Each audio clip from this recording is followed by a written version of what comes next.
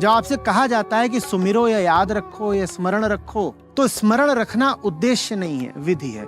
उद्देश्य वो होता है जो प्राप्त किया जा सके। प्राप्त तो ये उद्देश्य किया ही नहीं जा सकता, क्योंकि वो जो है परम तत्व, उसको याद करना संभव ही नहीं है। तो ये उद्देश्य नहीं है उसको याद रखना, उद्देश्य बिल्कुल नहीं है, विधि है। विधि कैसे है? उसको याद करने की कोशिश करोगे तो चुनौती इतनी बड़ी है कि उसी चुनौती से जूझते रह जाओगे। तुम्हारी सारी शक्ति लग जाएगी उसको याद करने में। याद तो उसको तब भी नहीं कर सकते, लेकिन उसको याद करने के प्रयत्न में कम से कम जमीनी गोरख धंधे से तो आजाद हो जाओगे। ये है विधि, उपाय की तरह बताया गया है, बहुत सूक्ष्म उपाय है, लेकिन ये उपाय भी हम पर विफल हो जाता है। बताओ क्यों? क्योंकि हम कभी उसको पूरी तरह याद करते नहीं, कभी अपनी पूरी शक्ति उसको याद करने में लगाते नहीं।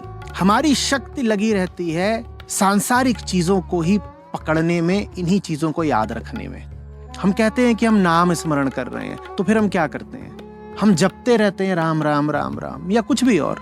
कभी सतनाम बोलेंगे, कभी ओंकार बोलेंगे, कभी कुछ और साथ ही साथ मन की सामग्री यथावत पड़ी रहती। हमने ये कुटिल संतुलन बनाना बखूबी सीख लिया है। हम दोनों काम एक साथ कर जाते हैं। कोई पूछेगा कर क्या रहे हो, तो कहेंगे अभी सुमिरन कर रहे हैं, और वो सुमिरन चल रहा है बहुत ऊपर ऊपर सतह पर। नीचे नीचे क्या चल रहा है? नीचे नीचे यही सब, बाजार की याद, काम की याद, रुपए पैसे की याद, जाने मन की याद, ये सब चल रहे हैं। ये नहीं हट रहे, ऊपर ऊपर उसकी याद, अंदर अंदर तो हमारा अपना संसार है भाई, व्यक्तिगत। इसी को फिर साहब कह गए हैं, हाथ सुमरनी पेट कतरनी पढ़त भागवत गीता।